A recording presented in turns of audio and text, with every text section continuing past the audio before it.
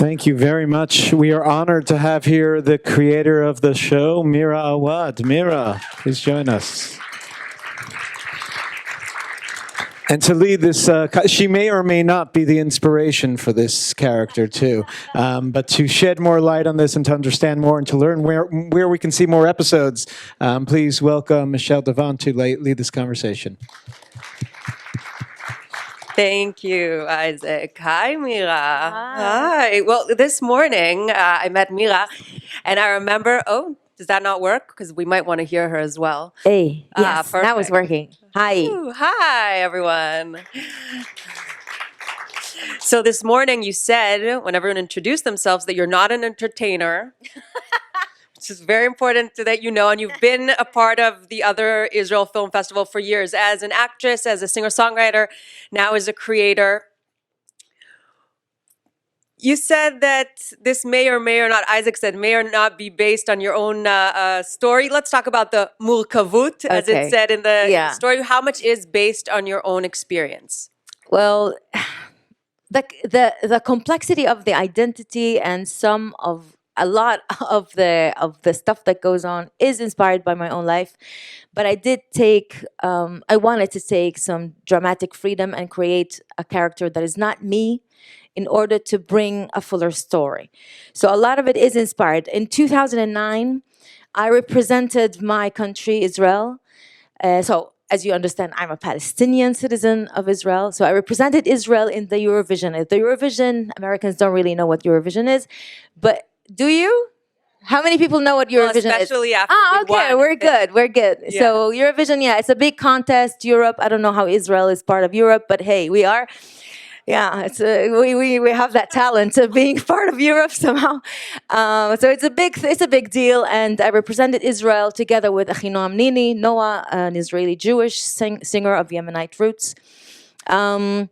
And it coincided with the cast-led, the operation on Gaza, the IDF operation on Gaza. And so needless to say, it was a very complex time for me as a Palestinian to represent Israel internationally with something that has a large media exposure and have to answer very, very tough questions as where I stand regarding everything that's going on. And I really had a big dilemma deciding whether I'm going through with it or not. A lot of pressure was put on me. There was a petition against me signed by some of my best friends at that time, people that I considered to be on my side, my camp, thinking that they claimed that I'm like the fig leaf covering. Yeah, I'm like a tool in the hands of the, propaganda machine, the Israeli propaganda machine. So I did go to Moscow to participate in the Eurovision. That was my decision eventually. I had convinced my family to, to hold it bear with me. And I convinced them that long term is going to be the better thing to do because I have a message to convey to the world. And if I step down, nobody's going to see me. If I go, people are going to give me microphones and I'm going to tell the story. And that's what I did. But when I came back from Moscow, I knew that no one knew exactly what I had to go through that time because on the outside, in the media, I had to keep this facade of something because that's what we do, artists. We have our real thing going on, and then we have to keep this facade of stuff that is fine. We're selling the story, Eurovision. Well, excited, yay, woo! Everything's perfect. We look good. We're choosing dresses and whatever, and nobody really knew the behind the scene complexity, how it affected me and my family, my relationship with my family, how it affected my relationship with my partner at that time. So this whole thing. So this is not one-on-one. This is not me. I'm not Mona. Mona is not me. But as you can see, the storyline is a little bit, inspired by that complexity of especially being a woman coming from a patriarchal society, an Arab village, I had still not completed a circle in my relationship with my father. I'm glad to say that today I have.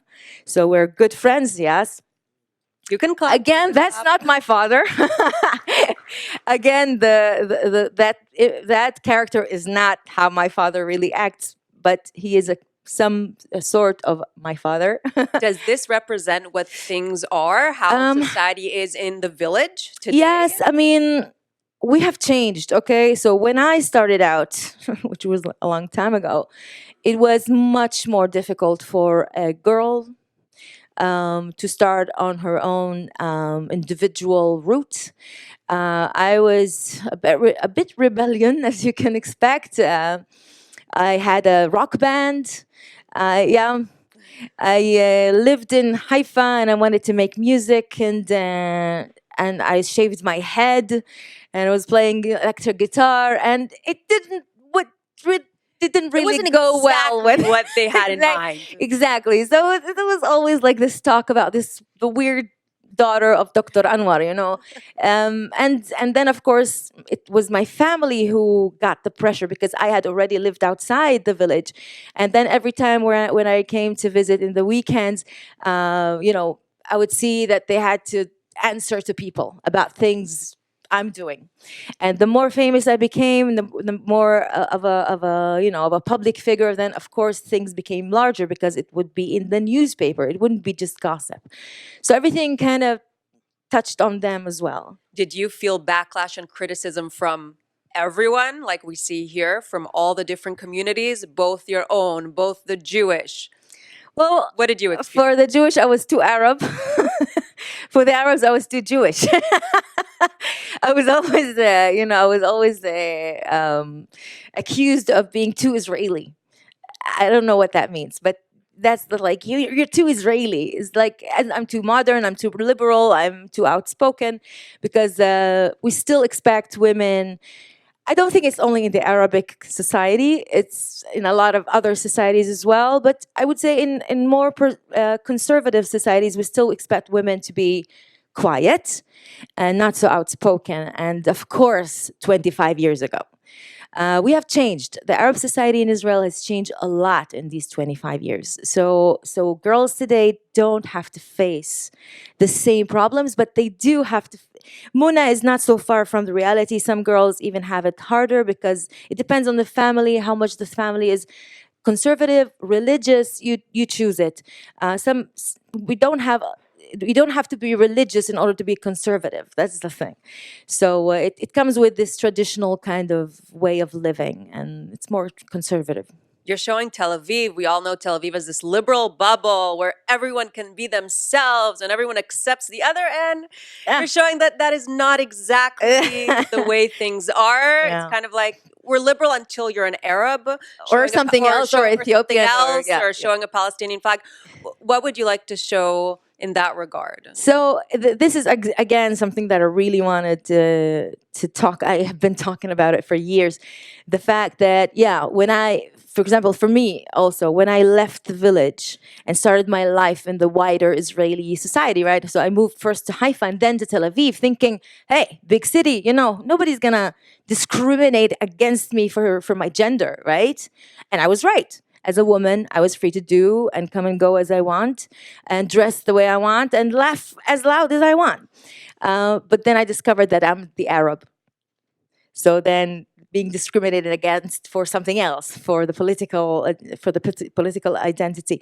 So yeah, Tel Aviv is this bubble. We call it a bubble, and we love it because it's some kind of a bubble, because it's like outside of Israel. It's like this own it has its own atmosphere outside of the country. It is amazing. Almost. It's a virtual reality almost.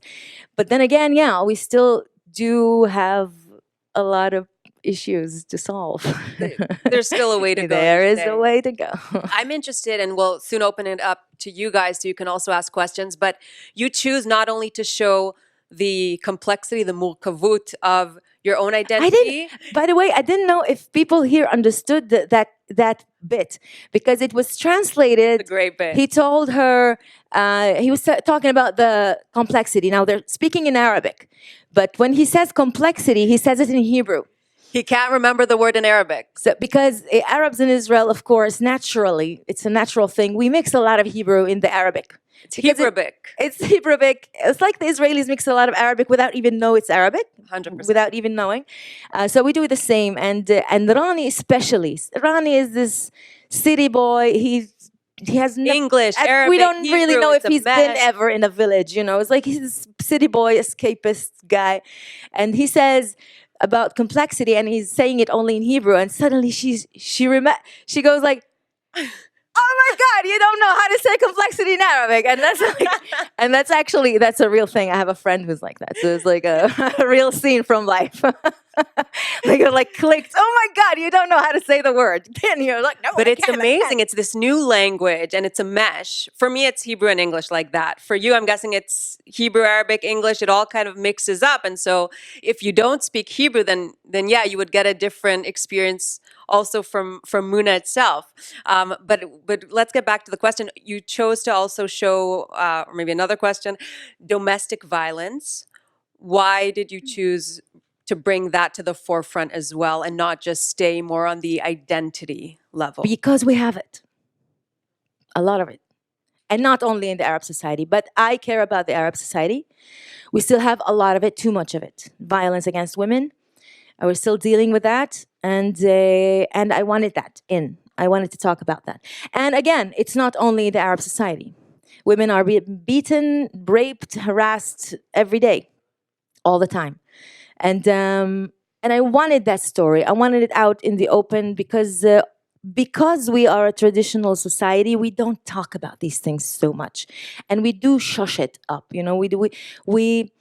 We find ways to kind of cover it up and make peace in the house. And like she goes back to her husband, and they keep fighting, but quietly, and she would run away to her parents. They would bring her back to her husband because this is the way it is, and they want to keep it quiet. They don't want to talk about it. Women feel ashamed to complain about violence in the house because you don't talk about these things, and I want it to change already. And here society's taking part in it. They're protecting it. They're protecting Because him in a society, way. that's what they do. They don't want to be ashamed. They don't want the shame to follow their family, so they keep it quiet. So yeah, in a way, they are helping the perpetrator.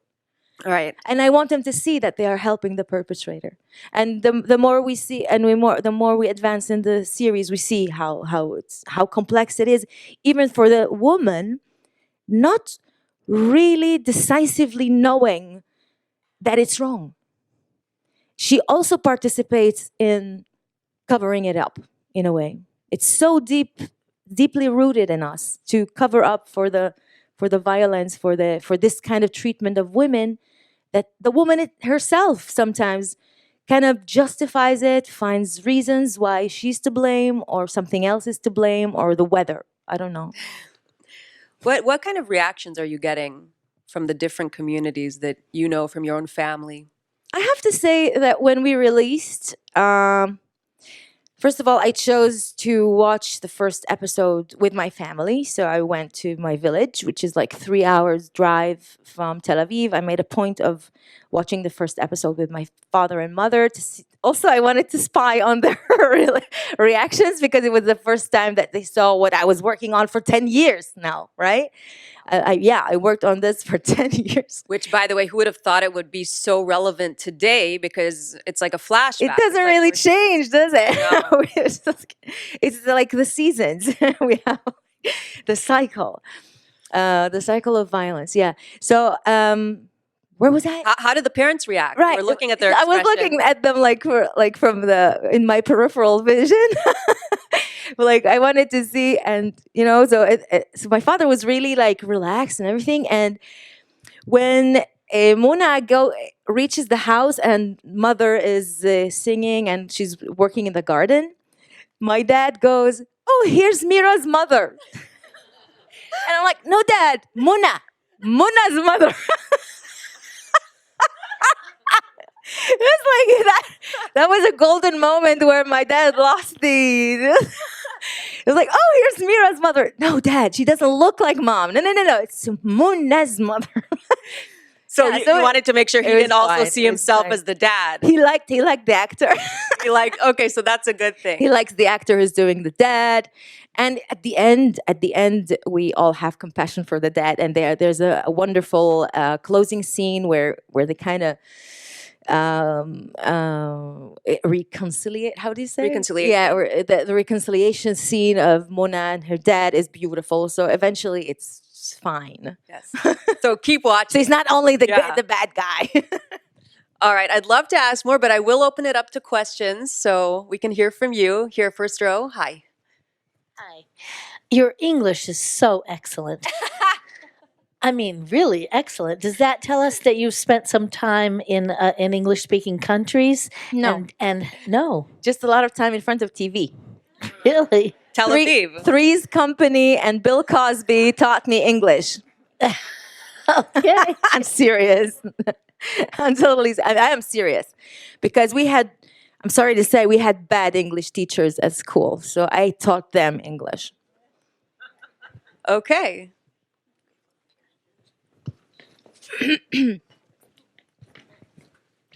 Hello, I love the show. It was really resonant and powerful. Thanks. My question is about the music choices. I love the music, and I feel like the music really dictated the kind of atmosphere, the pristine of the beliefs, the politics, and the energy. And I was wondering how you just chose the music and how you understood like the value of sound and music and defining the scenery. First of all, we chose the musician, a brilliant musician to make the music, which is Dudu Tassa. He's an Israeli musician, but of Iraqi and Yemenite origins. So he actually makes also Arabic music. So he kind of understands both worlds like I do, and that's why I was very confident. But I didn't want to bring. I wanted somebody with an edge, because I didn't want it to be like this ambiance, Eastern music, oud improvisations. I wanted it to have an edge. I wanted to have, I don't know, in it. How do you say? That's in all languages. I wanted it to scratch you, not only be like this ambiance to tell you that we're Arabs. And this is very Dudu Tassa. This is Because very when I Dudu saw Tassa. the name, before I heard the music, then I saw his name. I said, that is No, very he's the him. perfect choice. Yeah. And when you do the good choice for somebody to do a job, then you can be, you can trust them to do the job, and that's it.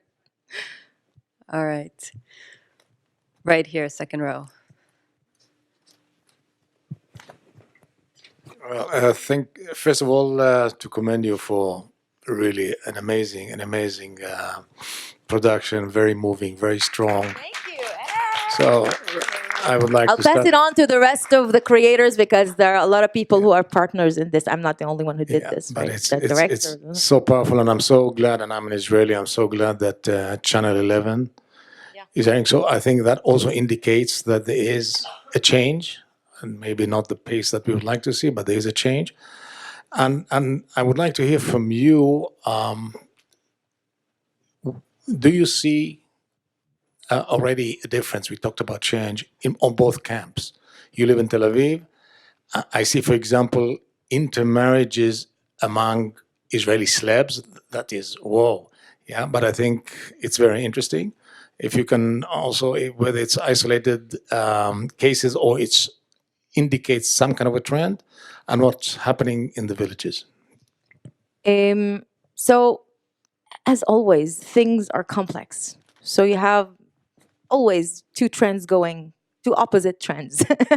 And I think the opposite trends rely on each other. So, of course, we're becoming more liberal, and things like mixed marriage. I'm in a mixed marriage as well, and things like that maybe are more normal today than 20 years ago, when it was like, what? People did not know how to handle these things, and people were afraid for the kids. Like, which kindergarten are we going to put them in, and how are they going to be treated if they're half Arab, half Jewish?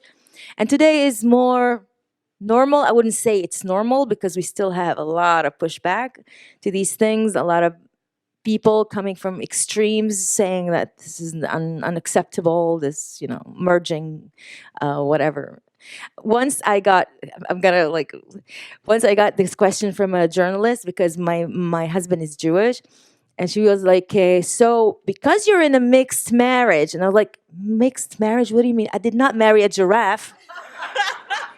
Why is it a mixed marriage? He's a human being.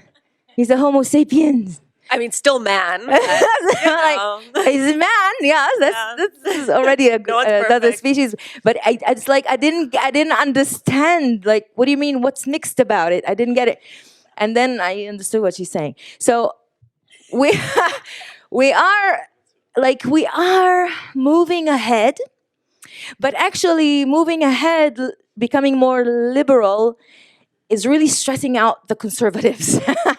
So the pushback is stronger, but that's normal. So I take it as a sign that we're making progress, because if they're so mad and angry about this liberalism, it means that we've gone a far ahead.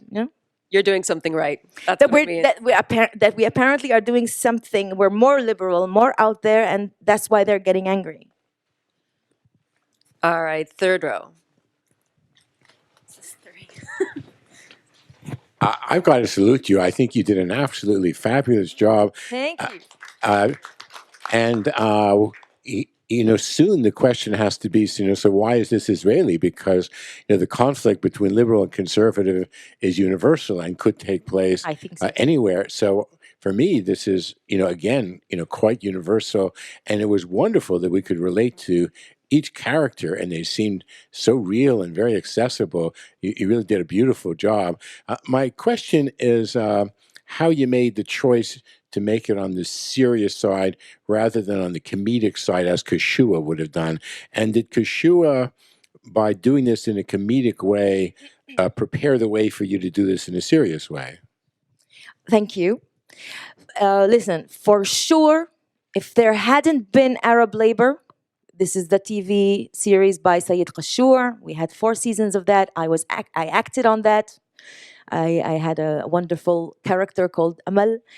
And if we didn't have Arab labor, I would not have, I have to be honest, I would not have been able to sell this to Israeli TV. So it did pave the way in a sad, ironic way. It did, because I knew that now maybe, I was hopeful that now maybe the Israeli crowd would be ready for a drama and about a woman, which is more layers. Because it could have kind of graduated from Arab labor into, well, Said Qashur did another TV series called the Script Writer. Is it Script Writer? Yeah, screenwriter. There was a transition. We had to start with the jokes. Jokes, punch. Jokes, punch. Joke, punch, punch. I mean, Now we know your thought process. you have to. It's like you have to somehow, because you want people to listen. And if you and I mean, I would have wanted us to be able to do things all the time to open windows, more windows, to be, because we don't have enough content of this kind on TV. We don't. I mean, and that's the Arab community is always stressed out when anything like this comes out onto the screen, because they want everything to be represented, right? They want a fuller picture of who they are. They want a fuller picture of the Arab community within Israel. But one story cannot bring the full picture. And I try to convey that to our audience. That I cannot bring the whole story of the Arab community in Israel in Muna. It cannot happen. This is the story of Muna, which is a very specific slice of the community. And when we do the next thing, it's going to be a different little, detail. And then more and more and more. And I want to push for more content like this, not like this, but, of this kind, where we're opening more and more windows into the reality of the Arab community in Israel. And I hope we succeed. I think everyone in the room wants more content like this. Yes. Hi. Hi. I'm thinking about the Philip character, and I had trouble during looking at him at the scene and not to think about Herzl. Like, he is Herzl. so strong. And his name is Philip, not Israeli, not Arabic. And he, in the last chapter that the discussion he had with Rani, he even said that the settlers have a point. So I'm very interested in that character, and if you could please expand a little bit about him. Thank you. You know, that scene is one of my favorites. And I insisted, like I fought for it to stay word by word. It's one of the scenes that I wrote, and I was like, this has to stay. This is important, and I will tell you why. First of all, Philip is totally based on a real person. And I'm not going to say the name of the real person, but the real person also did not, he had also like this international French name. He's like this intellectual, Palestinian, proud, Palestinian, very left-wing, some would say extreme left-wing, person who believes that we have to make a stand, you know, for our own people. And now this discussion exists within the Arab community. So Rani represents the people who just want to live, who just want to have an everyday life. Just leave me alone with all the politics. I don't want to represent anyone. I don't want to be a flag. I just want to have a life. I want to wake up in the morning, go to work, then go party. He's so quintessential Tel Aviv. Exactly. Like, yeah, my brother's in Gaza. Fuck you, my brother. You know, it's like he doesn't want to live the slogan. He feels that's a slogan. I want to live real life. And he looks for real emotion. And Philip comes to represent this and I'm not saying one is better than the other. It's just this ongoing situation where you also feel very obligated towards your Palestinian brothers. And we call them our Palestinian brothers and sisters in Gaza and Ramallah. And we are a bit responsible for them as well, because we are more well off inside of Israel. And we want to help them get their own freedom and their own choices, because they don't have choices. I have a choice. I can come here, I go to New York, I have a passport. In Gaza, they don't have passports. They cannot go anywhere. It's a jail. These people have no horizons, nothing to aspire for. And so, yeah, we do feel that relationship. On the other hand, I want to live my own life. Like, I cannot hold this on my shoulders all day. So this encounter between these two men, between Herzl and... This is your own conversation. Exactly. So it exists, and it exists exactly like that, word for word. Isaac. I want to thank you both, first of all, so much. I have you. to say about the show, I have to say one of the things I love about the show is that we're not seeing those stock types that we usually see of Palestinians and Israelis. We're seeing real people. Odd, out there, but real people, and I think that makes it so relatable to absolutely everyone in every audience. And I hope we could bring more episodes and bring this to our audience Netflix. Here. Netflix. Yes. Where are they? Where are Netflix? So I want to say before we finish up, I want to give the audience actually some exciting updates, news from Israel. Benjamin Netanyahu, and this relates to our next panel, Benjamin Netanyahu 3 hours ago got on Facebook to say that as they're trying to build a coalition, said that this could never happen. There's no way for this to be allowed to happen, that there'll be any kind of connection with the Arab parties. Our next event here in the theater is going to be a conversation called What's Left. That's going to be led by our friend Libby Linkinski, who I think is here. Libby, hi Libby, from the New Israel Fund. Mira will be back for that conversation, along with superstars Barak Hyman, former Knesset member Dov Hanin, and lawyer Leat Semel. This is not to be missed, 6 p.m. right here. And then at